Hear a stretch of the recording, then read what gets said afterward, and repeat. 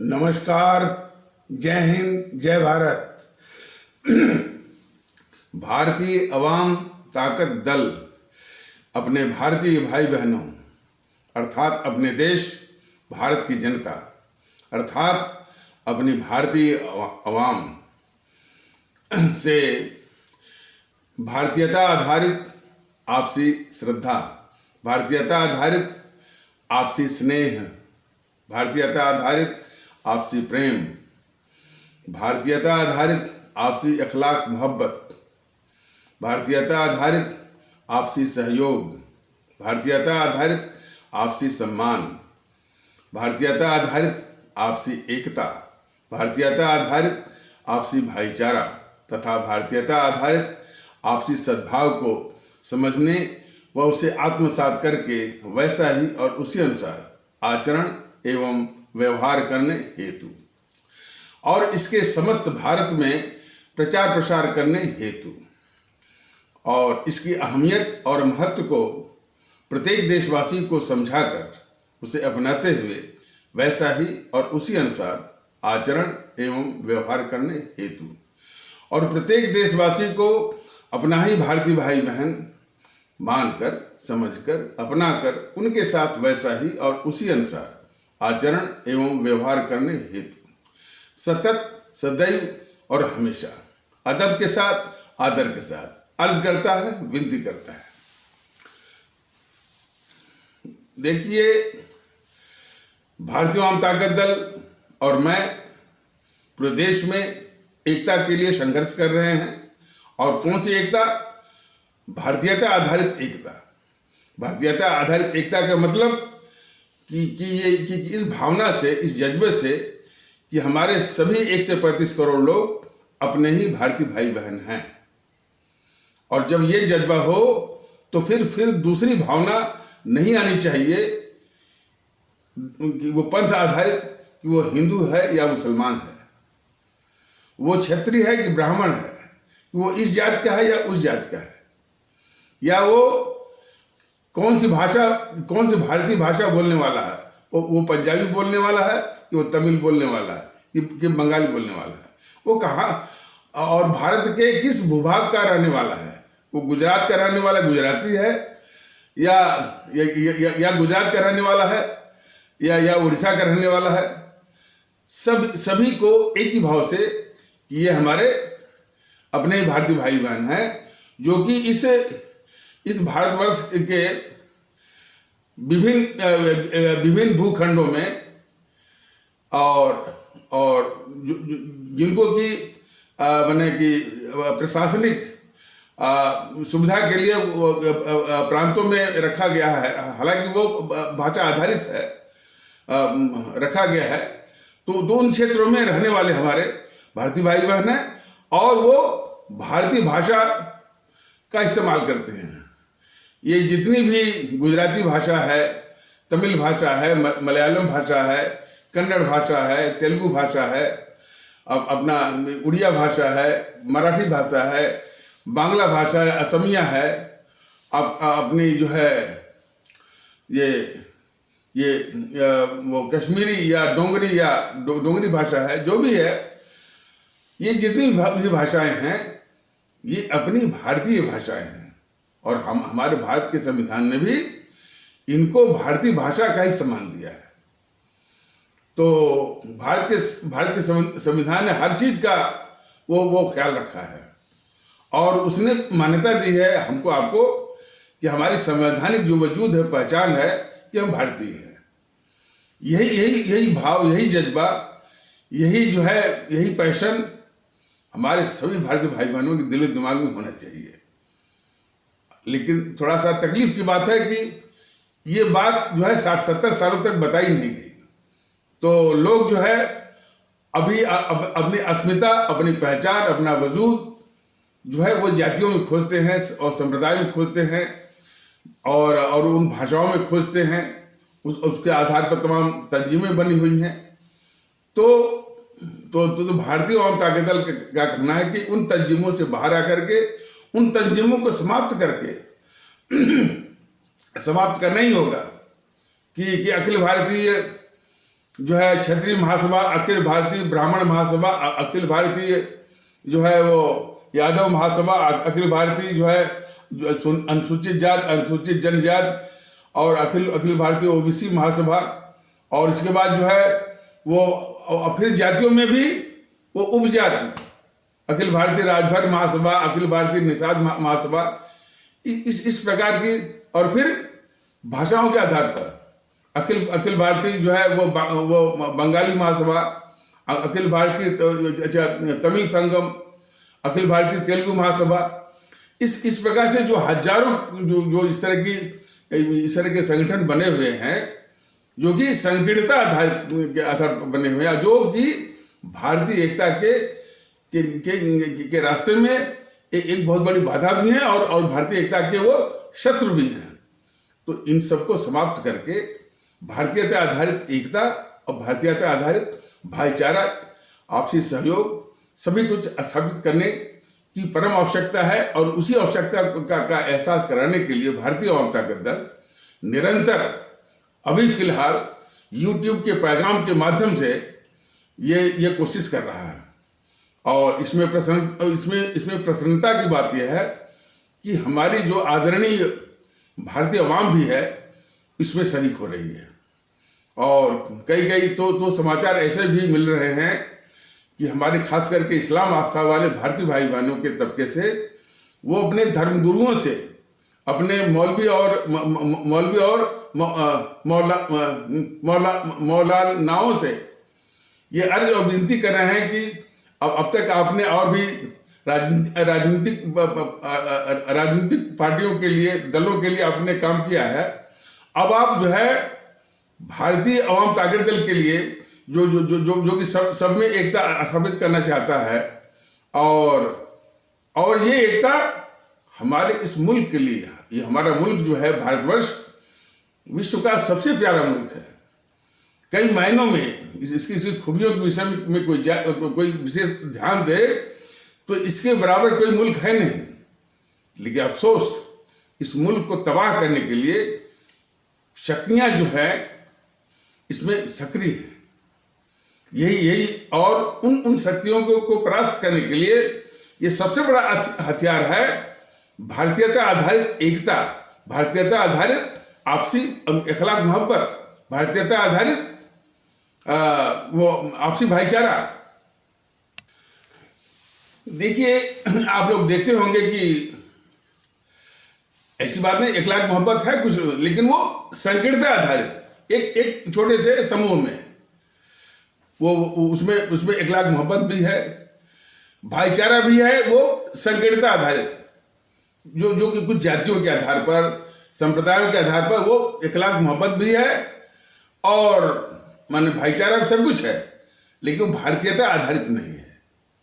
जरूरत किस बात की है कि ये सारा कुछ जो है आपसी सद्भाव, आपसी एकता, आपसी भाईचारा, आपसी अखलाक मोहब्बत, आपसी सहयोग, आपसी सम्मान, आपसी श्रद्धा, आपसी प्रेम, आपसी स्नेह, सब कुछ भारतीयता आधारित होने की आवश्यकता है, यानी बीच की दीवारों को तोड़ करके। और ये प्रश्न जो है हमारी आवाम के लिए भी है, हमारे भारतीय समाज के लिए भी है और इस मुल्क की मजबूती के लिए भी है। और खास करके ये दौर थोड़ा सा खतरनाक चल रहा है। इसमें वो शरारती जो तत्व हैं, जो समाज विरोधी तत्व हैं, जो भारत विरोधी तत्व हैं, वो नफरत फैलाने की गतिविधियों में निर्बाध रूप से, बेलगाम रूप से, अनब्राइडल्ड वे वो सक्रिय है। आप लोग देखते होंगे कि जहां एक और वो अपराधी दीपक त्यागी, जो कि बने इतना घोर अपराधी दीपक त्यागी, और अपने अपराध को छुपाने के लिए उसने भेष बदल लिया है एक बाबा का, और नाम भी उसने बदल लिया है यति नरसिम्हानंद सरस्वती का। और किस तरह से बोल रहा है कि तलवार उठाओ और हमारे इस्लाम आस्था वाले भारतीय भाई बहनों पर प्रहार करो। बताइए, इस देश में सरकार नाम की कोई चीज है कि नहीं है? सारी संवैधानिक सारी संवैधानिक संस्थाओं के नाम की चीज है कि नहीं है? उसमें ये बोल रहा है। कोई ये पिंडारी राज्य नहीं है, कोई तालिबान का राज्य नहीं है, लेकिन कैसे बोल रहा था वो? और फिर वो शुरू हो गया वो तौकीर रजा। वो कह रहा है कि मैंने हमारे मुसलमान भाइयों, भारत में गृह युद्ध के लिए तैयार हो जाओ। अब ये सब नफरत तो फैलाते हैं। फिर एक और दुखड़ा शुरू हो जाता है कि कुछ तबका वो बचाव करने लगता है इसका, जो है दीपक त्यागी का। अच्छा, हम तो इसको हम तो इसको जो है नरसिम्हानंद के नाम से कभी कहेंगे, लेकिन जो अपराधी के रूप में है ये दीपक त्यागी, जो है उसी रूप में ये संबोधित होगा। तो वो जो है दीपक त्यागी उर्फ जो है यति नरसिम्हानंद सरस्वती जो है उसका बचाव करेंगे और कुछ लोग इस पर आक्रमण करेंगे। आक्रमण तो खैर सही है, आक्रमण के लायक है वो, लेकिन कुछ लोग इसका बचाव करेंगे। और फिर जब तौकीर रजा का प्रसंग आएगा तो कुछ लोग जो है तौकीर रजा का बचाव करेंगे, और जो अब तक जो बचाव कर रहे थे इसका यति नरसिम्हानंद का, वो जो है आक्रमण करेंगे उसके ऊपर। ऐसे देश नहीं चलता है। दृष्टिकोण ये होना चाहिए कि जो समाज का दुश्मन है वो सबके लिए दुश्मन है। और यह भी तर्क और यह भी विचार बहुत ही घातक है कि चूंकि जो है यति नरसिम्हानंद सरस्वती जो है वो नफरत फैलाता है, तो किसी और को अधिकार मिल जाता है, या तौकीर रजा जैसे लोग जो है नफरत फैलाते हैं, तो यति नरसिम्हानंद जैसे लोगों को अधिकार मिल जाता है नफरत फैलाने का। अंग्रेजी में कहावत है, 2 wrongs do not make a right। कहने का मतलब है, यदि एक आदमी गलती करता है तो उस गलती का उदाहरण लेकर के दूसरे को अधिकार नहीं मिल जाता है वैसे ही गलती करने का, या सारांश में कि 2 गलतियां मिलकर के यानी एक सही को नहीं बना सकती हैं। तो इस बात को हर एक भारतीय भाई बहन को अच्छी तरह से समझना चाहिए। 2 wrongs do not make a right। 2 गलतियां मिलकर के एक सही नहीं बना सकते हैं। मतलब इसका अर्थात कि एक कोई गलती कर रहा है, उसी का उदाहरण लेकर के उसी के सहारे उसी के बूते दूसरे को वही गलती करने का अधिकार नहीं मिल जाता है। ये सभी को जो है वो सोचना चाहिए। और जो ये बचाने लगते हैं वह भी समाज के शत्रु हैं, ये समझने की आवश्यकता है। तो ये सबसे बड़ी समस्या है। नफरत फैलाने वाले जो बेलगाम, बिल्कुल निर्बाध रूप से अनब्राइडल्ड, अनइनकम्बर्ड ऐसा कर रहे हैं, और ऐसे मसूसरा की जैसे सरकार नाम की कोई चीज ही नहीं है। जबकि आवश्यकता इस बात की है कि यदि कोई देशभक्त किस्म की, राष्ट्रभक्त किस्म की कोई सरकार होती तो ऐसे तत्वों को कुचल करके अपने प्यारे मुल्क भारतवर्ष के बाहर कर देती। और बात यहीं तक नहीं है। इन नफरत फैलाने वाले तत्वों को हमारे इसी भारतीय समाज में कुछ लोग शह या बचाव ही नहीं करते हैं। राजनीतिक पार्टियां, ये नरसिम्हानंद जो ऐसा कर रहा था तो कोई अपने बुते नहीं कर रहा था। निश्चित है कि योगी महोदय मोदी महोदय का परोक्ष अपरोक्ष या मूक समर्थन जरूर है। उसी प्रकार तौकीर रजा वो कौन है? कभी वो समाजवादी पार्टी में रहता है और कभी वो कांग्रेस में रहता है। तो ये जो देश विरोधी समाज विरोधी जो ताकतें हैं, जो कि राजनीतिक दलों के भेष में हैं, जो कि जीएनपीसी, गांधी नेहरू परिवार चांडाल चौकड़ी काकस या जिसे जो है भ्रम या भूल या गलती से कांग्रेस कहा जा रहा है, वो समाजवादी पार्टी, ये सब समाज विरोधी और जो है वो और देश विरोधी ताकतें हैं। तो वो जो है तौकीर रजा जैसे यानी समाज विरोधी या नफरत फैलाने वाले तत्वों को वो पालती हैं, पोसती हैं और उनका इस्तेमाल करती हैं, ये बात। और हम जो है ऐसी ही राजनीतिक पार्टियों को वोट करते हैं। जाके अपराध की गाड़ी जो है आकर के यहां रुकती है कि हम ऐसी पार्टियों को वोट करते हैं। क्यों करते हैं? अंग्रेजी में कहावत है, now the buck stops here. वो जिम्मेदारी अब आकर यहां है कि हम ऐसी पार्टियों को, जीएनपीसी को या समाजवादी पार्टी को वोट करते हैं। प्रश्न होता है कि क्यों वोट करते हैं? देखिए, जितने भी जरा देखिए कितनी विचित्र बात है कि जितने पत्रकार जाते हैं, कुछ लोग कहते हैं अखिलेश आ रहे हैं, सपा आ रही है, कुछ लोग कहते हैं बीजेपी आ रही है, योगी आ रहे हैं, मोदी आ रहे हैं। क्यों भाई? क्यों योगी आ रहे हैं? क्यों मोदी आ रहे हैं? क्यों योगी को आना चाहिए?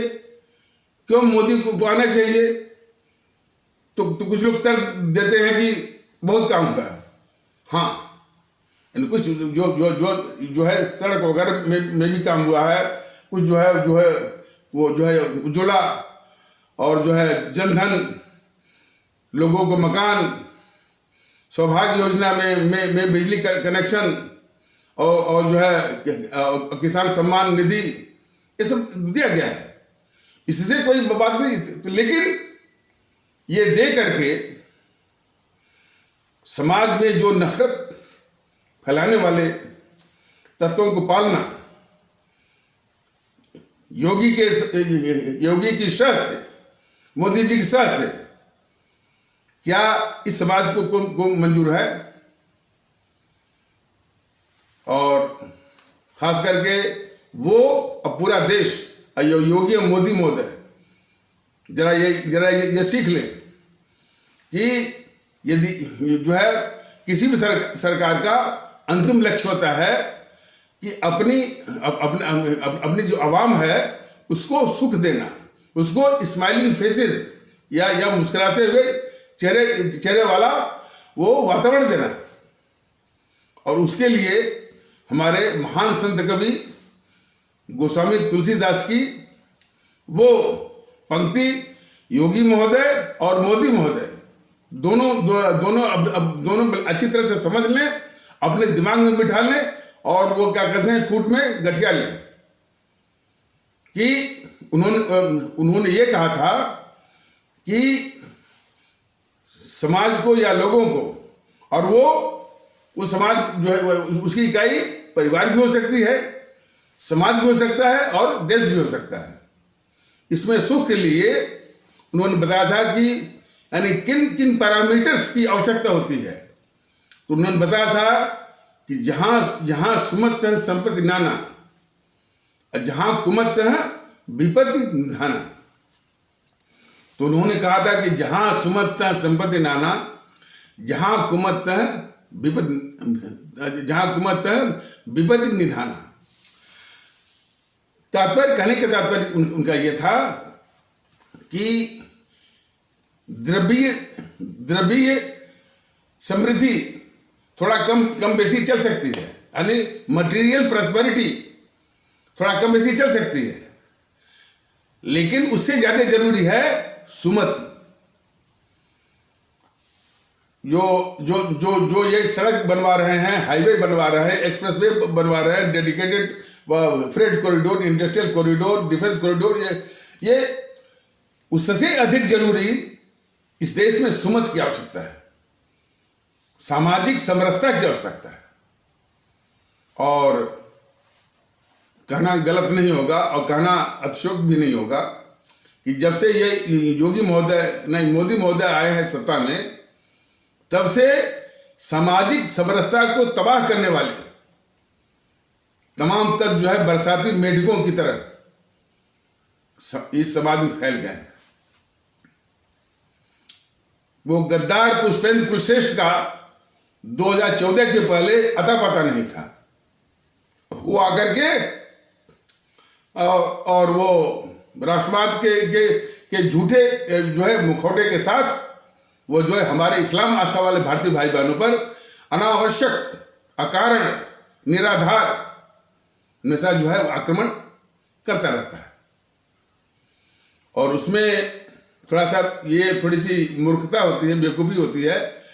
उसका जिस तरह से जवाब जो है, जिस तरह से उसके वास्तविक स्थिति या उसको बेनकाब करने का प्रयास जो है वो भारतीय बेनकाब करने का प्रयास जो है भारतीय अवाम ताकत दल और मैं करता हूं, जो है इस्लाम आस्था वाले भारतीय भाई बहनों के तबके के जो धर्मगुरु हैं, वो जो है पांथिक सीमाओं के आधार पर, पांथिक बातों पर ही उसका विरोध करते हैं। तो ऐसा विरोध जो है वो निरर्थक हो जाता है, व्यर्थ हो जाता है। उसको यदि बेनकाब करना है तो जो राष्ट्रीय जो मुद्दे हैं, जो देश के मुद्दे हैं, जो इस भारतवर्ष के मुद्दे में है, और जो कि भारतवर्ष की सामाजिक समरसता को तबाह कर रहा है, इसमें उसको बेनकाब करिए ना। लेकिन लिखते हैं कि वो कहते हैं कि मेरे कुरान की बात ये बोला था तो मेरे कुरान में ये लिखा हुआ, तो इस्लाम की बात वो बोला था मेरे इस्लाम में ये लिखा हुआ। ऐसे वो परास्त नहीं होगा।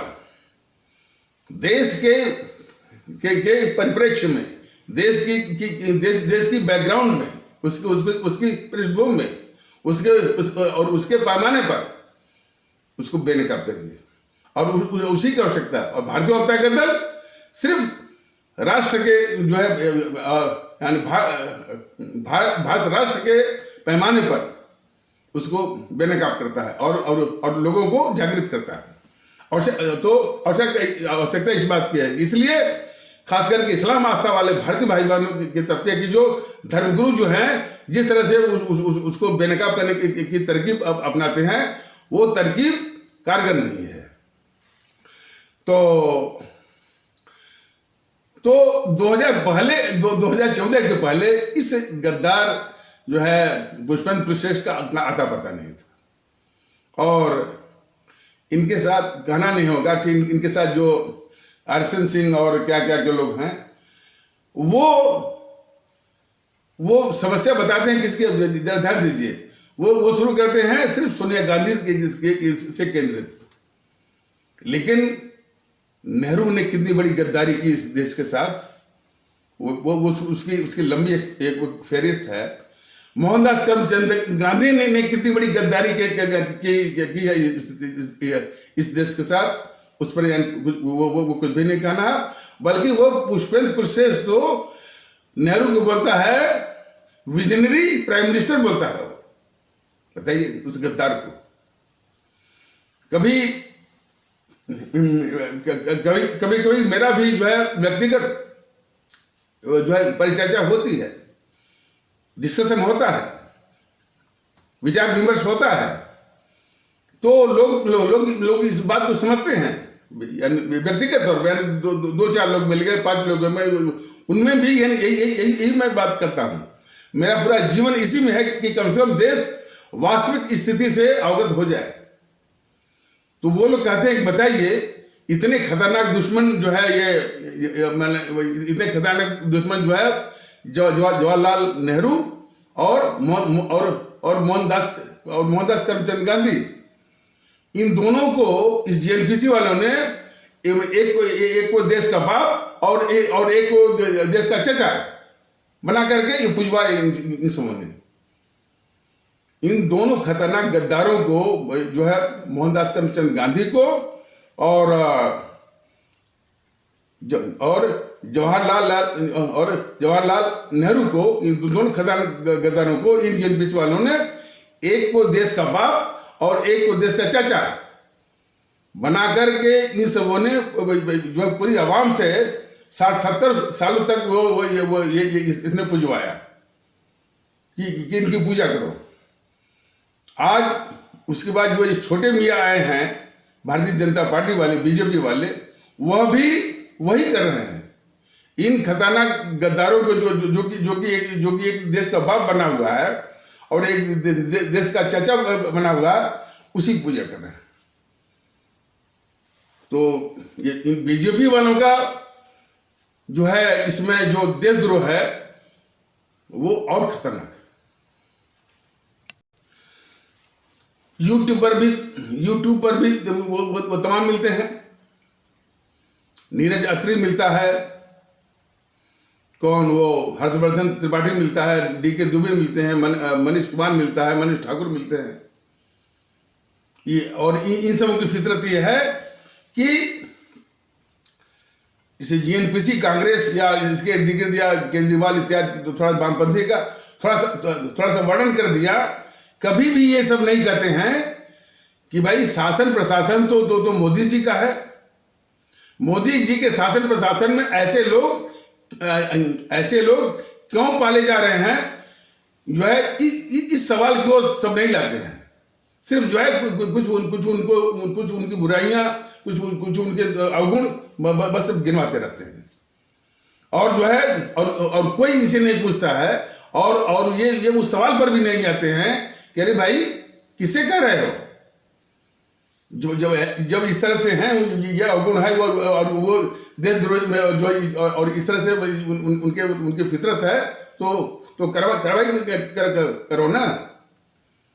लेकिन नहीं, कितना बेवकूफ बनाते हैं कि लगता है कि शासन जो है वो मोदी का है ही नहीं,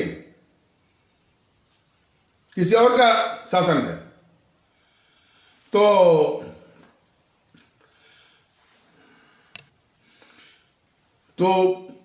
भारतीय जनता दल जो नफरत फैलाने वाले हैं और खासकर जो कि पांथिक आधार पर जो नफरत फैला रहे हैं, चाहे वो यति नरसिम्हानंद सरस्वती जैसे लोग हों या चाहे वो तौकीर रजा जैसे लोग हों,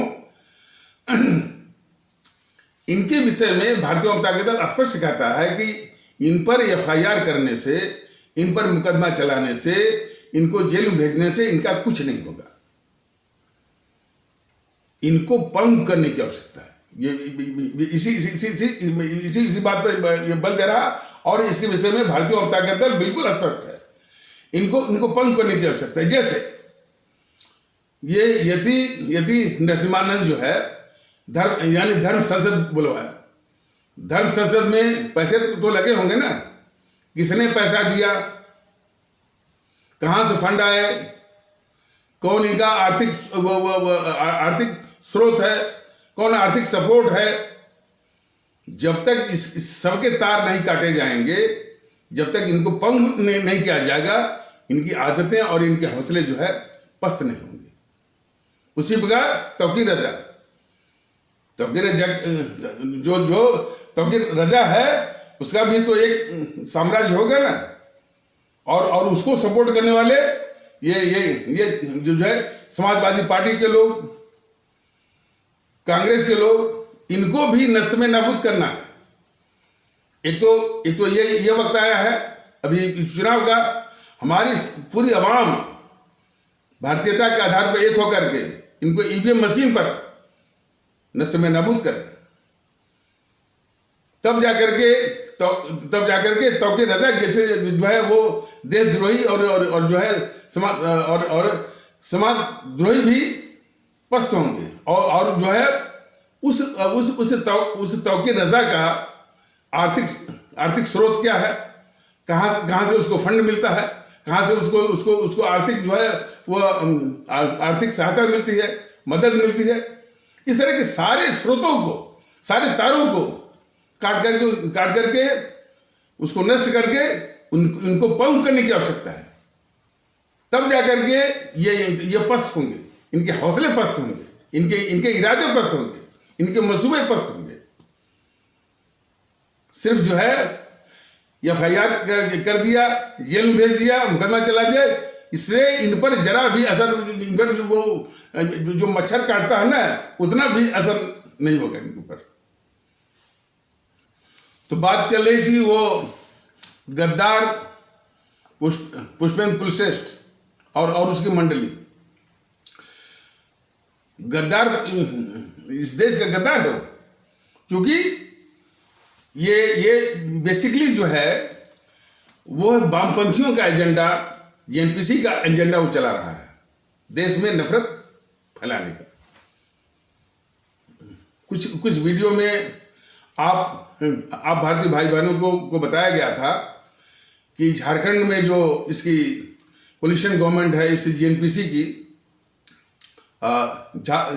झारखंड मुक्त मोर्चा के साथ जो इसकी सम्मिलित सरकार है, कोलिशन गवर्नमेंट है या संयुक्त सरकार है JNPC की, वहां पर 10,000 सिम के साथ एक गिरोह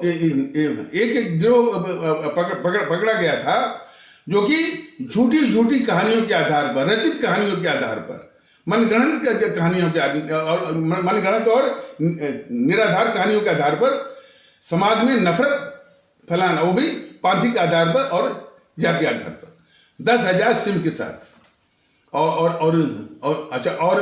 और ये भी बताया गया था कि उस 10,000 सिम में 9,000 सिम जो है सिर्फ एक कंपनी के थे, एयरटेल के थे, एयरटेल के थे।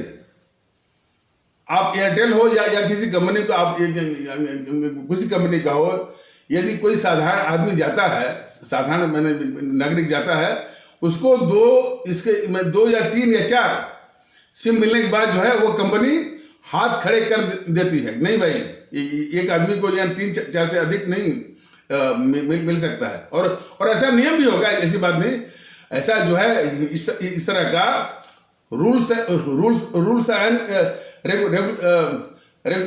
रेगुलेशन भी होगा, ऐसी बात नहीं, ऐसा नियम होगा। लेकिन जरा कल्पना करिए किस तरह से नियमों को तोड़ करके, नियमों को में तिकड़मबाजी करके और नियमों को जो है मैनिपुलेट करके जो है यानी 9,000 सिम सिर्फ 9,000 सिम सिर्फ एयरटेल से उसने ले लिया, और 1,000 यानी और 1,000 उसने और मैनेज किया होगा। तो 10,000 सिम के साथ जो है समाज में सिर्फ नफरत फैलाने के लिए, वो भी झूठी, रचित, आधारहीन, मनगढ़ंत कहानियों को फैला करके। तो JNPC का तो ये धंधा है, अपने देश में नफरत फैलाना और अपने समाज को कमजोर करना। तो तौकीर रजा वगैरह जो है कोई अकेले नहीं, तमाम वो इमरान मसूद कैसे बोलता है वो अब तक वो कांग्रेस में था, अब कूद करके वो चला गया उसमें टिकट के लिए समाजवादी पार्टी में, और सुनने में आया कि उसका वहां भी टिकट कट गया। तो वहां भी जो है वो अब वो जो है वो एक कटी पतंग की तरह हो गया, न इधर का और न उधर का। कह चलिए जो स्वार्थी तत्व होते हैं उनका यही हसर होता है। इसकी वजह से मैं ज्यादा जो है वो सोचना नहीं है, लेकिन समाज के लिए कितने घातक हैं इसको देखने की आवश्यकता है। तो यानी मोदी के सत्ता में आने के पहले जो है गद्दार पुष्पेंद्र कुलश्रेष्ठ जैसे लोगों का आता पता नहीं था। मोदी आए तो इन गद्दार जो है वो बरसाती मेढक की तरह सामने आ गए। और वही नहीं, दूसरी ओर भी अब तक ये पता ही नहीं था कि ये जो है नासिरुद्दीन शाह इतने जो है वो इतना बड़ा एक्टर, और उसके मन में क्या है? तमाम जो है नफरत फैलाना। इस देश में डर लगता है, बोलता है ना। और आमिर खान, ये शाहरुख, इन सबों को शर्म नहीं आती है कि इस देश के लोगों का कितना प्यार पाते हैं, और जो है कितनी शोहरत कमाते हैं, कितने पैसे कमाते हैं इसी मुल्क से, और इसी मुल्क की वो जड़ भी खोदते हैं।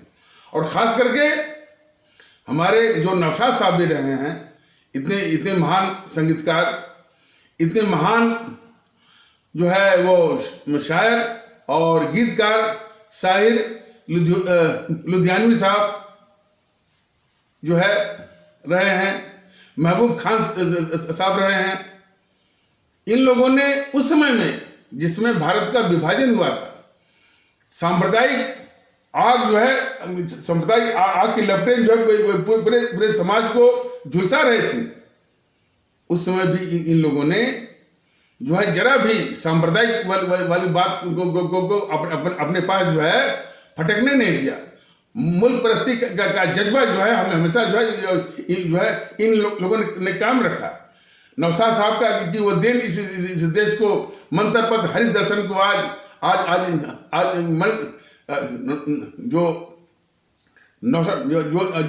नौशाद साहब थे संगीतकार, उनकी ये भजन की देन मन तरपत हरि दर्शन को आज लोगों की जुबान पर है। साहिर साहब का ये देन, साहिर साहब जो कि गीतकार थे, उनकी ये देन कि तू हिंदू बनेगा न मुसलमान बनेगा, इंसान की औलाद है इंसान बनेगा, और भगवान ने हर इंसान को इंसान बनाया, हमने उसे हिंदू या मुसलमान बनाया। ये सारी देन जो है वो शाहिर लुधियानवी साहब की है, लोगों ने मेंटेन रखा।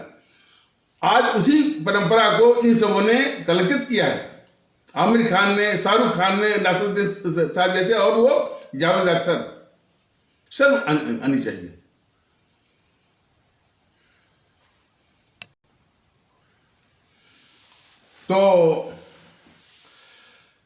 तो योगी और मोदी महोदय को जानना चाहिए कि यदि हमारे देश के लोगों को और अपनी आवाम को यदि स्माइलिंग फेसेस देना चाहते हैं, या इस तरह का परिवेश देना चाहते हैं, और उनको सुख देना चाहते हैं, तो जरूरत है सुमत की। यानी जहां सुमत है संपत्ति नाना, और जहां कुमत है विपत निधाना। उसको कोई भी, और वो जो है इसके लिए परिवार भी हो सकता है, समाज भी हो सकता है, और देश भी हो सकता है। तो इसमें माने मटेरियल प्रॉस्पेरिटी उतनी मायने नहीं रखती है। मटेरियल प्रॉस्पेरिटी थोड़ा कम हो ज्यादा चलेगा, लेकिन सुमत जो है वो आवश्यक है। जैसे मान लीजिए कि कोई घर है, परिवार है, वो पिता है, माता है, बेटी है, बेटा है, बहू है, तो इनमें यदि सब यानी जो परिवार के हित के मुद्दे हैं उन पर एक मत है, और मान लीजिए कुछ डिफरेंस ऑफ ओपिनियन है, या माने मत का भेद है, वो भी विथ ड्यू रेस्पेक्ट, सम्मान के साथ जो है वो मतभेद हो सका, और वो मतभेद जो है उस मतभेद को बड़े सम्मान के साथ जो है वो दूर भी किया जा सकता है, और जो है उसको सुलझाया भी जा सकता है। ये थोड़ा बहुत है, लेकिन मोटा मोटी या बाई एंड लार्ज जो है वो जितने भी उस परिवार के हित के मुद्दे हैं उस पर सबका एक मत है। और उसी तरह से हमारा जो भारतीय समाज है, जो भारतीय समाज के जितने हित के मुद्दे हैं, सबके सामूहिक वो हित के मुद्दे हैं, सबका एक ही मत है। यही, और यदि कोई मतभेद है भी और मतांतर है भी, डिफरेंस ऑफ ओपिनियन है भी, तो वो सम्मान के साथ वह सुलझाया जा सकता है, उसका हल वो निकल सकता है, और वो उसका एक एमिकेबल सोल्यूशन हो सकता है। तो ये सुमत होती है। और वही अपने देश में तो वो हमारा एक सुमत का एक देश है, या समरसता का। तो उस समरसता को बिल्कुल तबाह अपने मुल्क की समरसता और उसका जो है ये सुमत जो है तबाह किया गया है जब से ये मोदी जी आए हैं। मोदी जी के जो एजेंट हैं, गद्दार, पुष्पेंद्र कुलशेख जैसे लोग, और उन्हीं के देखा देखी और भी गद्दार जो है वो पैदा हो गए हैं। तो कि रजा हुए, फलाने हुए, ठिकाने हुए, तमाम और भी हैं, हम नहीं कहते कि इधर ही। तो तमाम इन देश विरोधियों को, देश के गद्दारों को मोदी जी अपने शासन में पाल रहे हैं। अच्छा, और इनमें विशेषता यह है, कि इन सारे देश विरोधी ताकतों को नाश करना चाहिए। देशभक्ति का तकाजा ये है, या किसी भी देशभक्त किस्म के शासन का तकाजा ये है कि इन सारी ताकतों का नाश करो, इनको पस्त करो, इनको जो है वो नष्ट में नाबूद करो, इनको पंग करो। ये करने के बजाय ये टीवी वालों को दे दिए हैं कि ये और उसमें जो है और घी डालें, और जो है ये नफरत ये वो फैलाएं।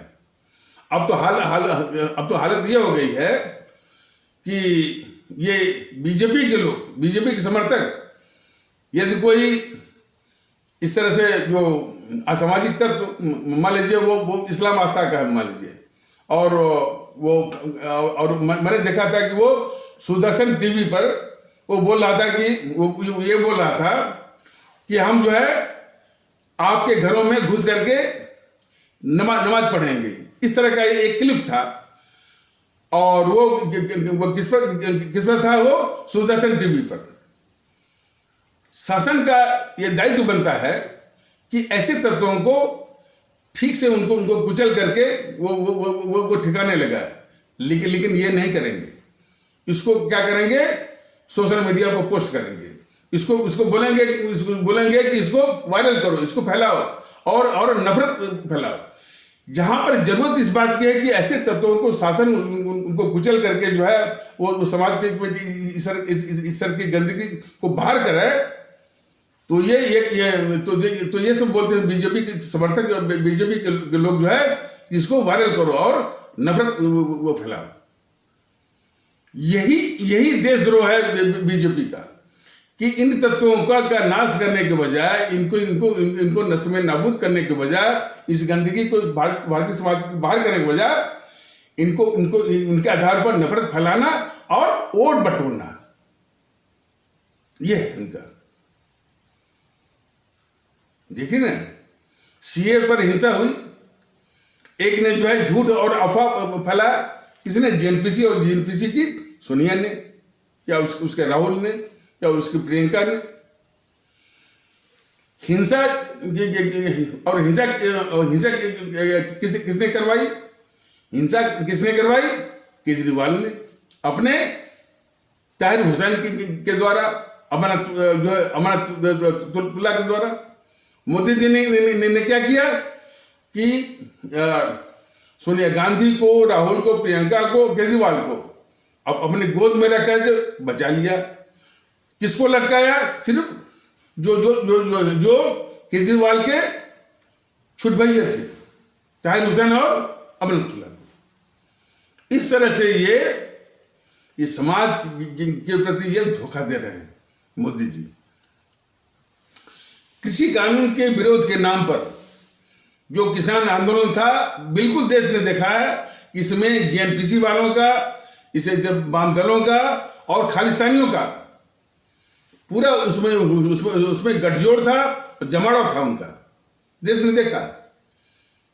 और यही मौका था उनको कुचलने का। कोई हमसे पूछ रहा था कि भाई कि कैसे कुचलेंगे?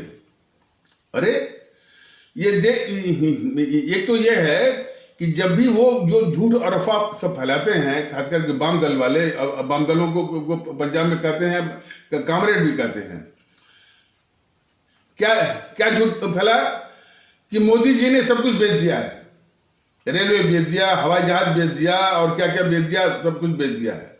और मोदी जी सब बेचने के बाद अब आप किसानों की जमीन भी जो है वो उद्योगपतियों के हाथों में बेचने के लिए इस तरह का ये कानून लाए हैं, ये तो बोल रहे थे। और इस बीजेपी के 12 करोड़ कार्यकर्ता, बीजेपी दम भरती है कि भाई हम विश्व की जो है सबसे बड़ी पॉलिटिकल पार्टी है, इसके 12 करोड़ कार्यकर्ता कहाँ रहते हैं भाई, क्या करते हैं? तो पता चलता है कि इनकी वो 12 करोड़ कार्यकर्ता वो इस काम के लिए नहीं है, देश के काम के लिए नहीं है, सिर्फ चुनाव के लिए है, चुनाव जितवाने के लिए है। लेकिन देश में नफरत फैलाई जाए, जाकर उनको समझाएं, उनको बताएं, और जो उस नफरत और उसको और झूठ और अफवाह नफरत, झूठ और अफवाह का निवारण करें और अच्छी बात बताएं, इसके लिए उनके 12 करोड़ कार्यकर्ता नहीं है। अरे सबसे बड़ा प्रमाण आप देखिए ना, शाहीन बाग में इन्हीं सब जो है वामपंथियों ने, जेएनपीसी वालों ने और भी देश विरोधी ताकतों ने हमारे इस्लाम आस्था वाले भारतीय भाई बहनों की, माताओं और बहनों को दिल्ली की जो सबसे मार्मिक, सबसे नाजुक जो ट्रैफिक था शाहीन बाग, वहां पर बिठा दिया ताकि और तो यानी सामना वो कर नहीं पाए, इससे जो है वो झुकाएंगे और मजबूर करेंगे गवर्नमेंट को। तो देखिए ना, ये सबसे बड़ा प्रमाण है कि वहां पर बीजेपी का यानी 12 करोड़ में से कोई एक भी कार्यकर्ता वहां नहीं गया, एक भी जो है पदाधिकारी नहीं गया, एक भी जो है वो उनका नेता नहीं गया, और एक भी मंत्री नहीं गया। यही दृष्टिकोण देखिए ना, गांव देहातों में भी बीजेपी का कोई भी कार्यकर्ता, कोई भी नेता जो है हमारे इस्लाम आस्था वाले भारतीय भाई बहनों की बस्ती में जाता नहीं, उनसे मिलता नहीं, और कहते हैं कि हम 12 जब, और इसीलिए तो जो है जेएनपीसी वालों को, वामपंथियों को, समाजवादी पार्टी के लोगों को पूरा मौका मिलता है उसमें झूठ और अफवाह का शिकार बनाने के लिए। यही तो गद्दारी है बीजेपी की। जरूरत इस बात की है कि यदि वो तबका मान लीजिए कि झूठ और अफवाह का शिकार होता है, प्रत्येक भारतीय भाई बहन का फर्ज होता है कि उसके पास जाएं और अच्छी अच्छी बातें बताएं, उनको झूठ और अफवाह के दलदल से बाहर निकालें, लेकिन नहीं सिवाय आरोप लगाने के। तो ये गद्दारी है इसकी, बीजेपी की और जो है मोदी जी की और योगी की। वो जो जाते हैं ना वो पत्रकार पूछने के लिए, तो कुछ बोलते हैं कि भाई बीजेपी आएगी, योगी आएगा, मोदी आएगा, कुछ बोलते हैं कि नहीं अखिलेश आएगा और सपा आएगी। कोई नहीं पूछता भाई क्यों आएगी, कोई ये नहीं पूछता है। और पूछना चाहिए कि भाई आखिर मोदी जी क्यों आएंगे और क्यों आएंगे और क्यों आना चाहिए। जो योगी मतलब ठीक है कुछ काम किया, लेकिन उससे भी जो जरूरी है कि समाज में जो नफरत फैलाने वाले तत्व हैं वो तांडव कर रहे हैं, उनके सर से कर रहे हैं, क्या कर रहे हैं उसका समाज की भारतीय भाई तमाम ऐसे तबके हैं जिनको विकास से अधिक जरूरत है वो सुकून की, शांति की, सम्मान की। और ये बीजेपी के तमाम तत्व जो है सुख, शांति और सुकून को तबाह कर रहे हैं। बस्तियों में जाकर के जो है वो हिंदू युवावाहिनी के जितने तत्व हैं क्या गंदी बातें बोलते हैं हमारे जो है वो इस्लाम आस्था वाले भारतीय भाई बहनों के खिलाफ, सब इनकी शर्त है। तो ऐसे योगी को जो है क्यों आना भाई वो चाहिए। और ये जो ये तमगा लूटते हैं कि भाई वो अपराधी भाग गए, कहां भागे भाई? योगी महोदय के नाक के नीचे रघुराज प्रताप सिंह, रज्जू भैया, वो कुंडा कहीं कहा है, इतना खूंखार किस्म का वो माफिया कैसे है वो। और दूसरी चीज है कि ये जनता को राहत जो है वो अपराध खत्म होने से होती है, अपराधी के नहीं। मुख्तार अंसारी के साथ जो किया वो ठीक है, और भी उसका 10 गुना करने की जरूरत थी। अतीक अहमद के साथ जो किया वो भी ठीक है, और भी करने की जरूरत थी। लेकिन मुख्तार अंसारी किसके बूते पर माफिया मुख्तार अंसारी बना, यह भी तो जो है प्रदेश के लोग जाने। मुख्तार अंसारी जो है माफिया मुख्तार अंसारी जो है वो मुलायम सिंह यादव और अखिलेश यादव के बूते पर बना है। तो जब तक आप मुलायम सिंह यादव और अखिलेश यादव को नस्ल नाबूद नहीं करेंगे, जो है उनको पंगु नहीं करेंगे, तो वो सैकड़ों ये समाजवादी पार्टी जो है सैकड़ों मुख्तार अंसारी पैदा करती रहेगी। योगी महोदय इसको जानिए। तो ये और जनता को राहत मिलती है अपराध के खत्म होने से, अपराधी के नहीं। यदि आपने एक मुख्तार अंसारी को खत्म किया, तो ये समाजवादी पार्टी, ये अखिलेश यादव जो है सैकड़ों मुख्तार अंसारी जो है खड़ा कर देंगे। जरूरत इस बात की।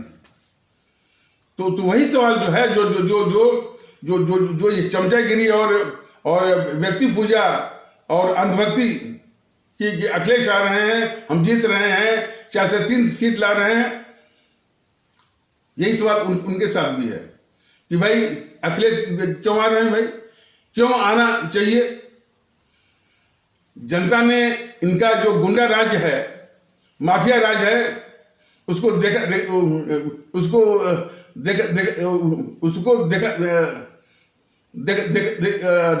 नहीं है।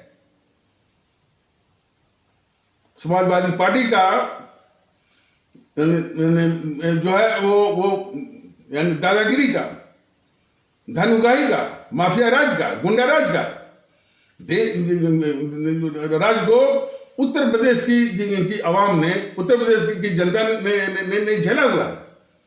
सारी जनता उनसे पूछे, उनके चमचों से, उनके अंधभक्तों से, उनके जो है वो व्यक्ति पूजा करने वालों से पूछे कि भाई अखिलेश क्यों आए, क्यों आना चाहिए उनको। तो इस तरह की जागृति की आवश्यकता है। और लोग सवाल कर रहे हैं कि भाई ये जो लोग बोलते हैं कि अखिलेश आ रहे हैं, क्यों आए भाई? फिर वही गुंडा राज के लिए, फिर वही माफिया राज के लिए, फिर वही जो है फर्जी बैनामा, फर्जी जो है और जो है ये जो है किसी की भी संपत्ति देख लिया, किसी को प्लाट देख लिया, किसी का मकान देख लिया, कब्जा। हमारे आदरणीय भारतीय भाई बहनों, आवाम की सोचिए, जनता की सोचिए। जब जनता की आप सोचेंगे तो निश्चित रूप से आप इसी बिंदु पर और इसी उपसंहार पर आप जरूर पहुंचेंगे कि यदि जनता की सोचना है तो इन जो देश विरोधी, ये समाज विरोधी जो ताकतें हैं, समाज की विखंडनकारी ताकतें हैं, विभाजनकारी ताकतें हैं, विघटनकारी ताकतें हैं, इनको नष्ट में नाबूद करना बहुत जरूरी है, ना कि इनको वोट दे करके इनको ताकत देना। तो ये सब जो है विखंडनकारी ताकतें हैं, समाजवादी पार्टी हो, भारतीय जनता पार्टी हो, जीएनपीसी हो, सब। इसीलिए भारतीय जनता दल बराबर आप सबसे वो निवेदन कर रहा है, नम्र निवेदन कर रहा है कि आप जो है भारतीयता के आधार पर एक होइए। उस राजभर को भी जो है वो नष्ट में नाबूद करना है, जिसका अभी भी विश्वास जो है वो जातियों में भी उपजातियों में पड़ा हुआ है। बताया गया था ना कि वो एक बार वो एक ही सांस में कम से कम 50-60 जातियों का नाम वो ले लिया।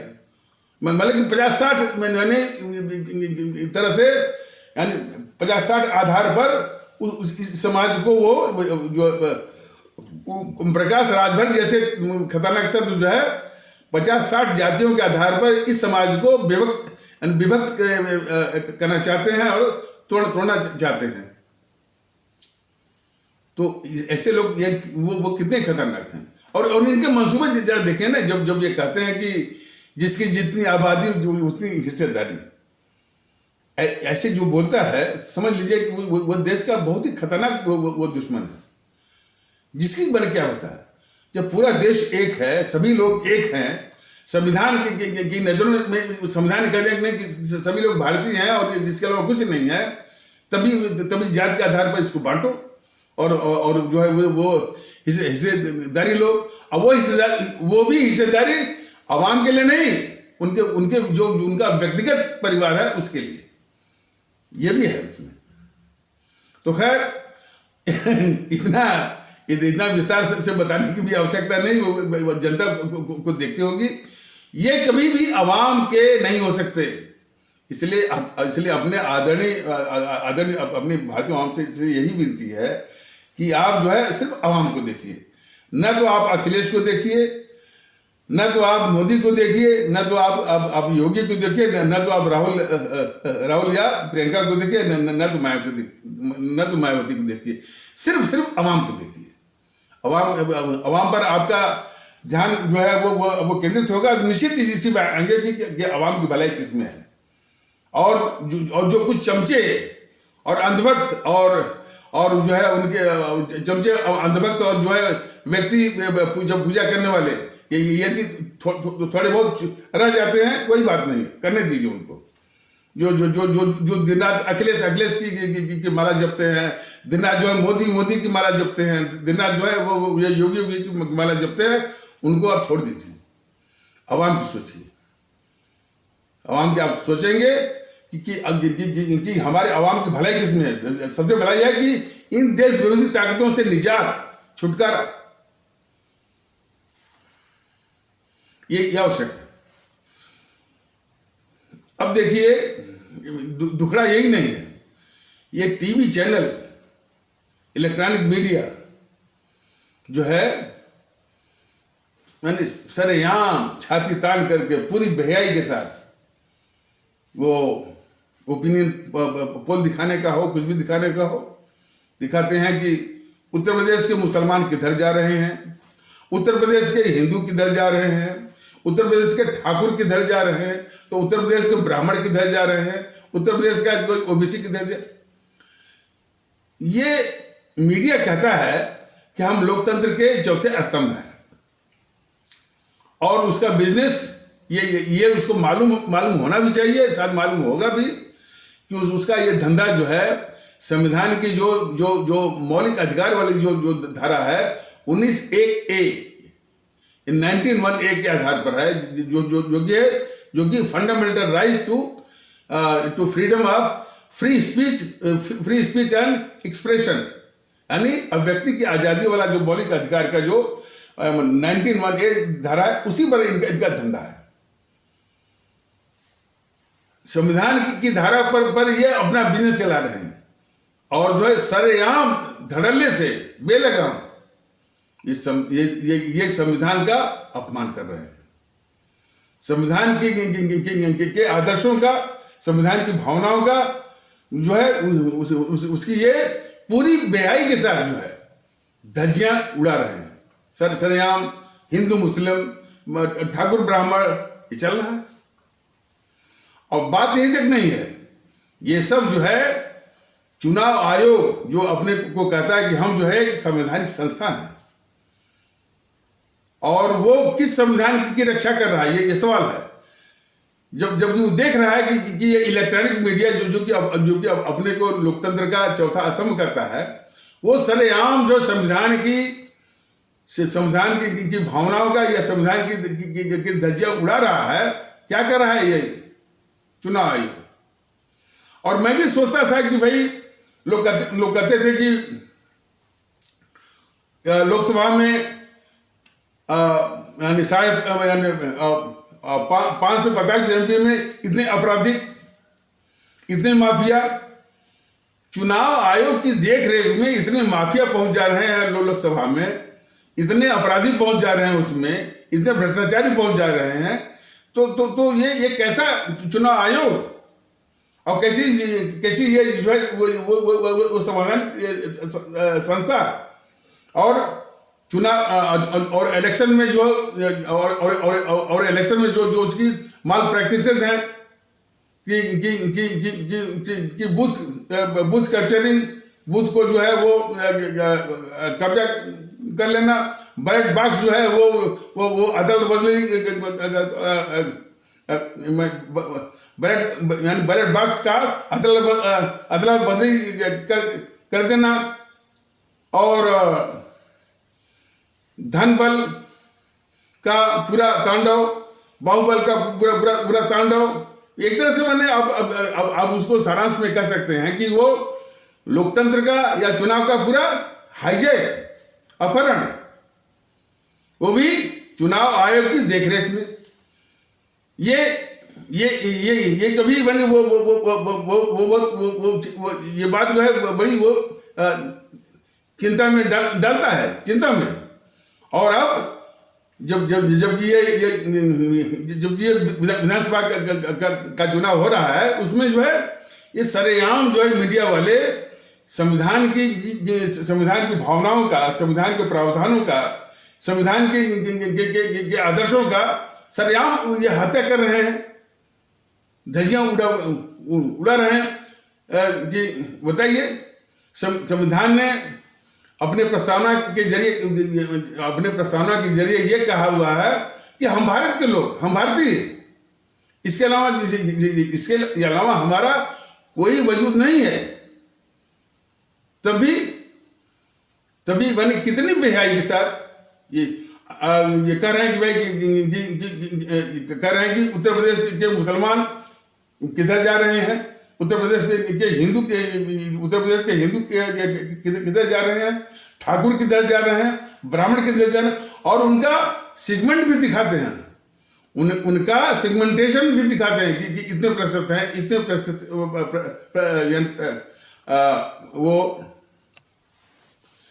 पूरे समाज में सेगमेंटेशन बांट करके कि इस क्षेत्र में इतने प्रतिशत ठाकुर हैं, इतने प्रतिशत ब्राह्मण हैं, इतने प्रतिशत यादव हैं, इतने प्रतिशत ओबीसी हैं। क्या बेहाई चल रही है, वो भी संवैधानिक संस्था चुनाव आयोग के आंखों के सामने। और जो है, और ये चुनाव आयोग जो है पाखंडी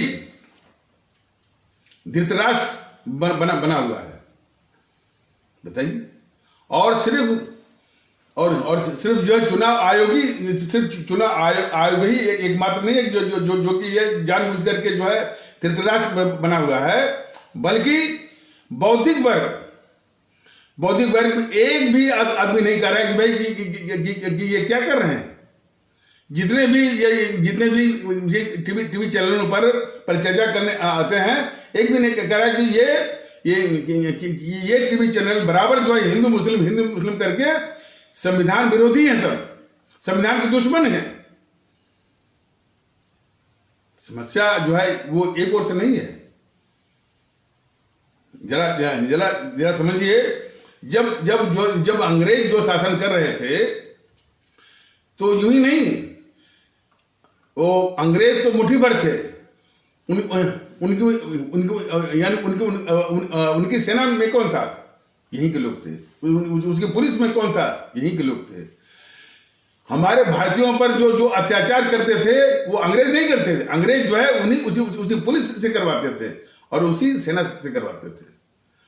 और उन्हीं अंग्रेजों के साथ जितने रियासत के मालिक थे, चाहे वो राजा हो, चाहे नवाब हो, जमींदार हो, सब जो है वो अंग्रेजों के साथ थे। जो जुल्म सितम जो है वो अंग्रेज कर रहे थे, जो अंग्रेज जो लूट रहे थे, उसी प्रकार जो है जितने भी जो है ये रियासतों के जो मालिक थे, वो राजा, नवाब, जमींदार, वो भी अंग्रेजी हुकूमत की ही तरह जो है जुल्म सितम लूटना वो भी कर रहे थे और उनके साथ थे। और उनकी पूरी भक्ति थी उनकी इन जमींदारों, उस समय के जमींदारों की, उस समय के राजाओं की, और उस समय के नवाबों की पूरी भक्ति थी वो अंग्रेजी सरकार के प्रति।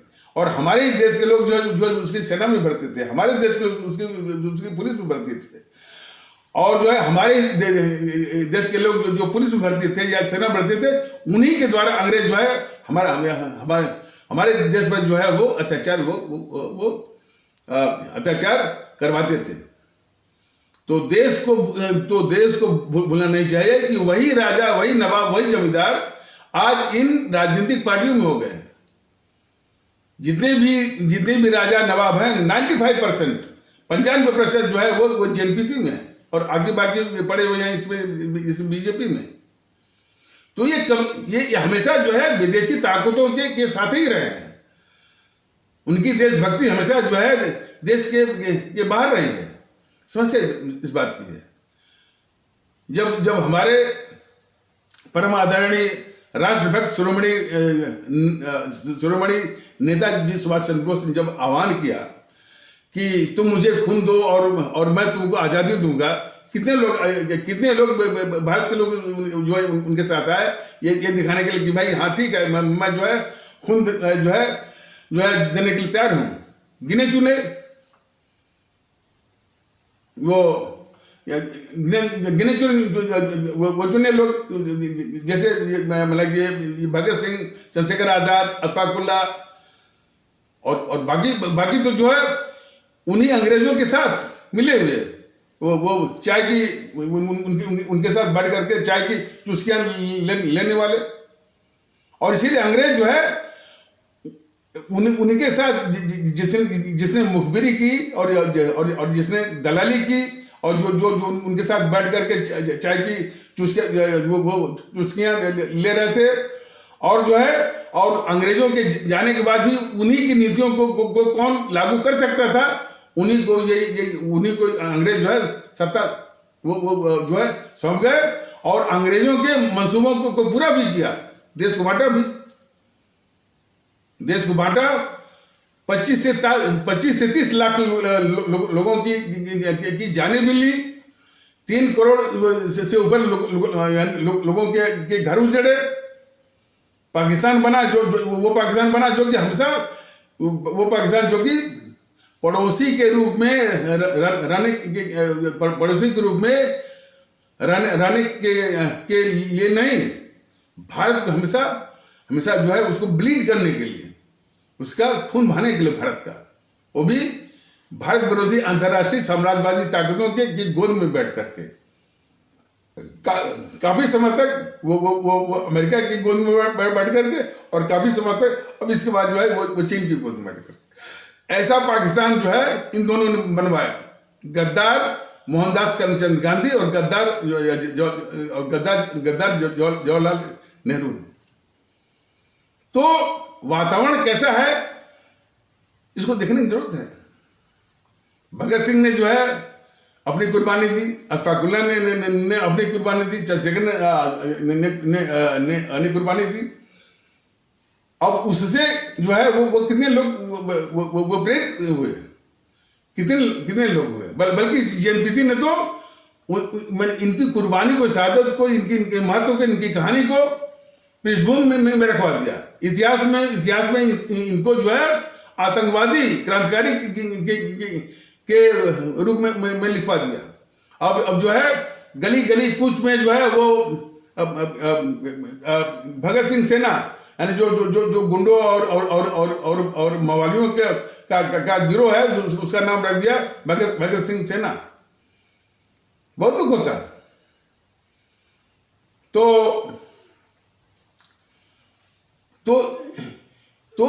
हालत है। लेकिन फिर भी मैं समझता हूं कि स्वामी विवेकानंद हो, सुभाष चंद्र बोस हो, भगत सिंह हो, इनकी कुर्बानियों को जाया नहीं होने देना है। ये प्रण लीजिए आप लोग कि हमारे जो है स्वामी विवेकानंद, बाबा साहब डॉक्टर भीमराव अंबेडकर, हमारे जो है परम आदरणीय राष्ट्रभक्त शिरोमणि नेताजी सुभाष चंद्र बोस, हमारे शहीद आजम भगत सिंह, हमारे जो है वो अमर शहीद चंद्रशेखर आजाद, हमारे अमर शहीद अशफाकुल्ला, हमारे अमर शहीद खुदीराम बोस, हमारे अमर शहीद सुब्रमण्यम भारती, हमारे अमर शहीद श्रीमती रानी लक्ष्मीबाई, हमारी अमर शहीद श्रीमती रानी चंद्रमा, हमारी अमर शहीद श्रीमती रानी गडिलू के कुर्बानी और शहादत को जाया नहीं होने देना है। और इसीलिए इस मुल्क को बचाना है इन देश विरोधी ताकतों से। ये जितनी भी पार्टियां हैं, भारतीय जनता पार्टी हो, चाहे जेएनपीसी या कांग्रेस हो या समाजवादी पार्टी हो, इस देश की विखंडनकारी और भारतीय समाज के शत्रु हैं। इनका नाश करना है। और यह सुनकर के बहुत तकलीफ होती है कि अखिलेश आएगा और जो है सपा आएगी। ऐसे प्रचार को बिल्कुल नष्ट करना है। सपा को आने की जरूरत बिल्कुल नहीं है। योगी के आने की जरूरत बिल्कुल नहीं है। अब एक उम्मीद लगी है इनसे, वो सुप्रीम कोर्ट से एक उम्मीद जो है वो सुप्रीम कोर्ट से लगी है। देखिए तारीख 25 को ये क्या करते हैं। लेकिन फिर भी ये नहीं कर पाते हैं तो पूरी ताकत जो है वो आवाम के पास है। और आवाम जो है मतलब कि वो इनको ईवीएम मशीन पर नोटा नोटा नोटा नोटा दबाइए, सबको माकूल जवाब मिल जाएगा। और ये जो देश विरोधी समाज विरोधी जो ताकतें हैं, इनको भी ठिकाने लगाना है। ये कभी भी हमारे आवाम की, कभी भी हमारे देश की नहीं सकती है। जो अभी बताया गया, इनकी स्वाभिव्यक्ति हमेशा जो है विदेशी ताकतों के साथ रहा है। तो इस मुल्क की खातिर, अपने अवाम की खातिर और इन समाज विरोधी, विखंडनकारी और विभाजनकारी और समाज को तोड़ने वाली ताकतों से निजात पाने के लिए, सिर्फ नोटा दबाने के लिए आप सभी लोग भारतीयता के आधार पर एक होइए। तो इन्हीं आवश्यक शब्दों के साथ इस आवश्यक परिचर्चा को यहीं पर विराम दिया जाता है। तब तक के लिए नमस्कार, जय हिंद, जय भारत।